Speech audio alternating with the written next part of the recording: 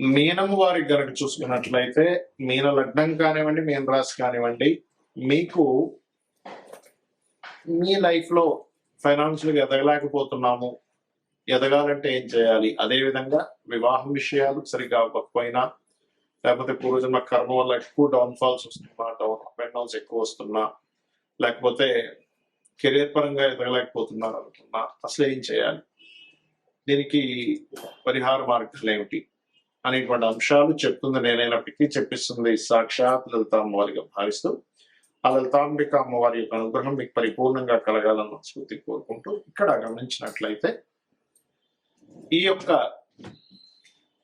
సింహంకి సత్యం మీనం ఏంటంటే అన్వేషణ. నా లైఫ్ ఏంటి, ఎటు వెళ్తున్నాను, నా జీవితం ఏంటనే అన్వేషణ ఎక్కువగా ఉంటుంది. స్పిరిచువల్ గా కూడా బాగా ఎదుగుతారు కూడా. సర్వసాధారణంగా కొన్ని వీటిలో గ్రంథాల్లో అయితే ఆఖరి జన్మ కూడా చెప్తూ ఉంటారు. అయితే మీకు ధనాన్ని ఇచ్చే కారకుడు కుజుడు అవుతున్నాడు. కుజుడు లగ్నాధిపతి గురువు అయినందుకు ట్రైనింగ్, టీచింగ్, బ్యాంకింగ్ వీటిలోనే మీరు ఎదుగుతారు కూడా.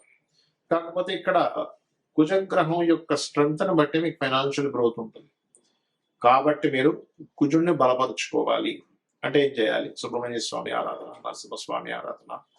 కుజుడు ఏ గ్రహాల ద్వారా అయితే పాడేయడం వాటి చేసుకోవడం, అంటే పాపకత్తిల్లోని పాపగ్రహ సంబంధాలతో ఉంటాడు, వాటికి చేసుకుంటూ ఉంటే క్లియర్ అవుతూ ఉంటుంది. అదేవిధంగా మీకు తండ్రి సపోర్ట్ చాలా బాగుందంటే మీకు ఫైనాన్షియల్ గ్రోత్ బాగుంటుంది. అందుకే చాలా మంది మేన లగ్నంలో జన్మించినటువంటి వారికి ఒకటే చెప్తుంటారు, ఫాదర్ మెయిన్ సెంటర్ అవుతూ ఉంటాం. అంటే మా తండ్రి వల్ల ఇంత గొప్పవాడిని అంటాడు, తండ్రి వల్ల ఇబ్బంది పడ్డా అంటాడు, తండ్రి నాకు ఇన్స్పైర్ అంటాడు. ఇట్లాంటివన్నీ జరుగుతుంటాయి మీనం వారికి. బికాస్ ఆఫ్ పూర్వజన్మ కర్మకారక ప్లానెట్ మీనానికి రవి అవుతారు కాబట్టి. అలాగే లగ్నంలో ప్రస్తుతం శని ఇలాంటి శని నడుస్తుంది కాబట్టి కొంచెం శనివారాలు ప్రధానంగా మీరు తైలం ఒంటికి రాసుకొని స్నానం చేయడం, నూనెని టెంపుల్స్ లో ఇవ్వడము, శనిగ్రహం దగ్గర దీపారాధన చేస్తుంటే ఏనాటి శని ప్రభావం కూడా కొంచెం తగ్గుతుంది. అది ఏం పెద్ద పట్టించుకోవద్దు ఏనాటి శని కాబట్టి లైట్ గా దాని ప్రభావం ఉంటుంది, స్లో అవడం జరుగుతుంటాయి. అంటే అదేవిధంగా మీకు వివాహం అనేటువంటిది ఇక్కడ ఏంటంటే బుధగ్రహం స్ట్రాంగ్ గా ఉండాలి. సప్తమాధిపతి చతుర్థాధిపతి ఒక్కడే. అంటే మీరు ఎడ్యుకేషన్ పరంగా ఎంత బాగా ఎదిగితే మీకు వివాహ సమస్యలు కూడా అంత తగ్గుతాయి, గుర్తుపెట్టుకోండి. కాకపోతే ఈ బుధుడు కనుక పాడైతే మీకు భూములు కొనే విషయంలో, వివాహం విషయంలో ఇబ్బందులు వస్తూ ఉంటాయి.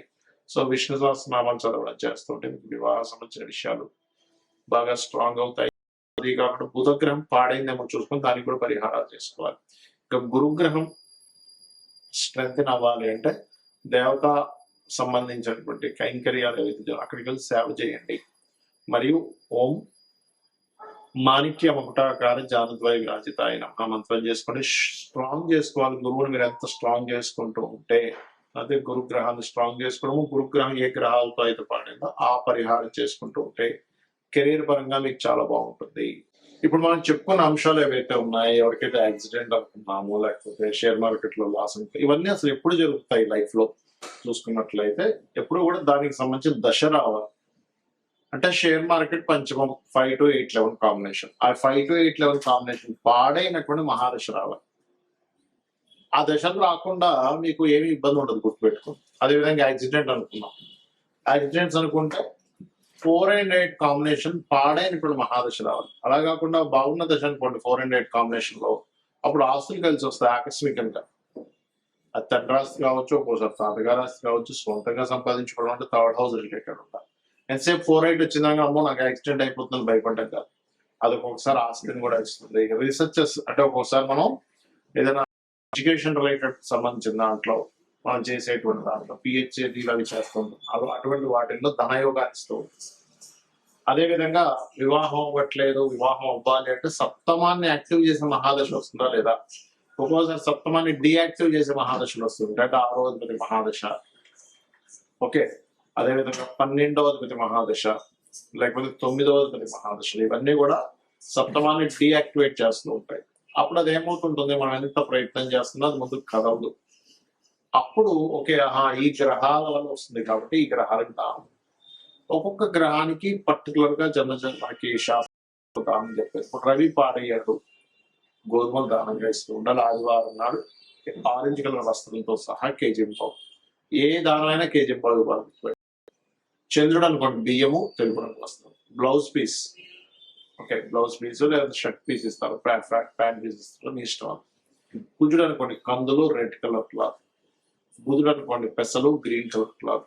ఒకవేళ గురువు పాడయ్యాడు మీ జన్మజాతకంలో, ఆ గురువే మీకు అక్కడ మహాదశనాథుడయ్యాడు, అంతర్దశనాథుడయ్యాడు ఒకసారి మీ యొక్క విషయాన్ని అపురూపంలోకో లేకపోతే వివాహం వెనక్కి వెళ్ళే విషయంలోనో సంపాదన సరిగ్గా లేని విషయం కనెక్ట్ అయింది, అప్పుడు శనగలు దానంగా ఇవ్వాలి ఎల్లో కలర్. శుక్రుడు పాడయ్యాడు అనుకోడు ఉదాహరణ మీ జన్మజాతకంలో, బొబ్బర్లు తెలుపు రంగు వస్త్రము దానంగా ఇవ్వాలి. శని అనుకోండి నువ్వులు and blue colour cloth, Rahu అయితే మినువులు సిమెంట్ కలర్ క్లాత్, కేతు అయితే ఉలవలు మల్టీ. అయితే ఎప్పుడు కూడా చాలా మంది దానం ఇచ్చేటువంటి విషయాల్లో కూడా ఏమంటే మేము ఆలయానికి వెళ్ళి అక్కడ ఒక మూలను పెట్టేసి వెళ్ళిపోతాము అంటూ ఉంటారు.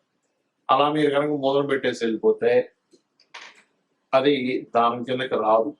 మీరు మీ అకౌంట్ లో ధనం పడాలనుకుని ఏం చేస్తారు, మీరు చక్కగా బ్యాంకుకి వెళ్ళి డబ్బులు తీసుకెళ్ళి లేకపోతే చెక్ తీసుకెళ్ళి మీ అకౌంట్ నెంబర్ ఏంటి, మీ పేరేంటి, ఏ బ్యాంక్ లో వాళ్ళకి వేయాలి, ఏ అకౌంట్ లేదా మీ అకౌంట్ లో వేయాలి అనేటువంటి అనేకమైనటువంటి విషయాలు మీరు వాళ్ళకి చెప్పి వాళ్ళ దగ్గర ఒక స్టాంప్ వేయించుకొని రసీదు తీసుకొని వస్తారు. అంటే ఏంటి, మీరు పర్టికులర్ గా మీ గోత్రము నామము ఏ పర్పస్ అనేటువంటిది కూడా దానం ఇచ్చేటువంటి ఎవరికైతే ఇస్తున్నారో వాళ్ళకి మీరు చెప్పాలి. అప్పుడే అది వాళ్ళ సంకల్పం చదువుకున్నప్పుడు ఆ దానానికి వాల్యూ ఉంటుంది. సరే గోవులు మనకి దానం ఇవ్వడానికి సరైన పర్సన్స్ దొరకట్లేదు, గోవుకు తినిపించవచ్చా, ఖచ్చితంగా తినిపించవచ్చు. అయితే నువ్వులు తినిపించకూడదు, అది ఏదైనా ప్రెగ్నెన్సీతో ఉందంటే అది మనకి స్కాలర్ అవుతుంది, అది మళ్ళీ పాపం పుణ్యం కాస్తాం. రవికి సంబంధించిన వాటిలో గోధుమ రవ్వ తినిపించవచ్చు, చంద్రుడైతే బియ్యం పిండి తినిపించవచ్చు, కుజుడైతే క్యారెట్స్ తినిపించవచ్చు, గురువు అయితే అరటి తినిపించవచ్చు, బుధుడైతే ఆకుకూరలు తినిపించవచ్చు. అందులో గోంగూర తినిపిస్తే గోవుకి చాలా చక్కటి స్ట్రెంత్ వస్తుంది. శుక్రుడైతే తీన్ చపాతీలు తినిపించవచ్చు, శని అయితే బెల్లం తినిపించవచ్చు, రాహు అయితే అదే బెల్లము ఉండలు 4 చేసి తినిపించవచ్చు, కేతు అయితే గ్రాసులు తినిపించవచ్చు. ఈ రకంగా ఒక్కొక్క గ్రహాన్ని బట్టి మనం వెంటనే ఈ ధాన్యాలు తీసుకొని దాన్ని తినిపించాం కదా. అదే విధంగా ఎప్పుడు కూడా గుర్తుపెట్టుకోండి, చాలా మంది వాళ్ళ లైఫ్ లో ఏదైనా ఇన్సిడెంట్స్ నెగిటివ్ గా వెళ్తున్నాయంటే వెంటనే వాళ్ళు చూసుకునేది ఏంటంటే ఏనాడ్స్ అని, అర్ధాష్టమిస్ అని, అష్టమిస్. దీనివల్ల మొత్తం లైఫ్ పాడైపోతుంది అనుకుంటారు. అసలు అది కానీ కాదు.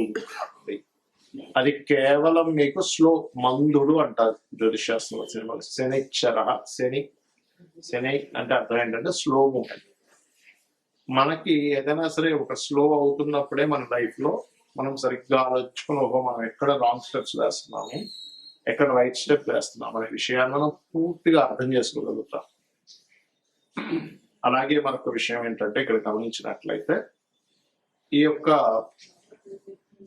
కాలసర్ప యోగాలు కూడా మీ జాతకంలో నేను ఇప్పటికీ చాలాసార్లు ఎక్స్ప్లెయిన్ చేశాను. 180 మంది దేశ నాయకుల మంది కాలసర్ప దోషము, మరి వాళ్ళందరూ ప్రెసిడెంట్. ఒక్కసారి ఆలోచించండి, ఏదో మూఢత్వంలో కాలసర్ప యోగం ఉంది, నాకేమీ కలిసి రాదు, నా జీవితం ఇంతే, నాకేం చేసినా కలిసి రాదు, మూఢత్వం ఉండకండి. జ్యోతిషాస్త్రం అంటే మనకు వెలుగునిచ్చేది. అసలు మీకు రూట్ ఎటుందని చెప్పేది, అంతేగా నీకు ఎందుకు పనికిరావు, నువ్వు ఎందుకు పనికిరావు అని చెప్పడానికి జ్యోతిషాస్త్రం అవసరం లేదు. కాబట్టి ఎలాంటిది కాలసర్ప యోగం విషయంలో పెద్ద సీరియస్ గా తీసుకోకండి. అది పెద్ద ఏమి కాదు. మీ పర్సనల్ చార్ట్ లో ఉండే మీ మహాదశలు, అంతర్దశలు, ఇప్పుడు మనం చెప్పుకున్నాం 5 అంశాలు. ఒకటేంటి, మీకు వివాహం అవ్వాలన్నా, ధనం కలగాలన్నా, లేకపోతే ఏంటి అని ఆ పర్టికులర్ గ్రహాన్ని అది యోగ్యవంతంగా మారాలి. అది కంబస్ట్ అయి ఉంటుంది, ఒక్కోసారి అస్తంగత దోషంలో ఉంటుంది, లేకపోతే పాపకత్తిలో ఉంటుంది. అలాంటప్పుడు మీకు వివాహం అవ్వకపోవడమో, ధనం రాకపోవడమో, లేకపోతే మీరు అనుకున్నటువంటి స్టేజ్కి కెరియర్ లో వెళ్ళలేకపోవడమో, ఆకస్మిక సంఘటనలు జరగడమో, అప్పులు పాలవడమో జరుగుతుంది. సో ఇది ఈ రకంగా చేయండి. ప్లస్ మీరు ఫైనాన్షియల్ గా ఎంతున్నా కొంతమంది హ్యాపీనెస్ ఉండదు. అలాంటి వారు ఓం ఇంద్రగోప పరిక్షిప్త స్మరతూనా భజంగికాయ నమః అనే నామస్మరణ చేయండి, ఖచ్చితంగా బాగుంటుంది. అలా కాదండి నాకు అన్ని విధాలా నాకు కావాలంటే టోటల్ లలితా సహస్రనామాలు రోజు చేయండి. రోజు గనక నిత్యము లలితా సహస్రనామాన్ని ఎవరైతే శ్రవణము పఠనము చేస్తారో ఖచ్చితంగా వారికి ఎటువంటి ఇబ్బందులు ఉన్నా కొన్ని జన్మ పాప ఫలితాలను తొలగిస్తుందట అమ్మవారు. అందులో ఒక్క నామం చాలండి, మన ఎన్నో జన్మల పాపాలను తొలగించి ఇంకెవరైనా మిగులు ఉన్నాయా అని అడుగుతుందట. కాబట్టి ఇలా చేయండి, అన్ని విధాలా మీకు బాగుంటుంది.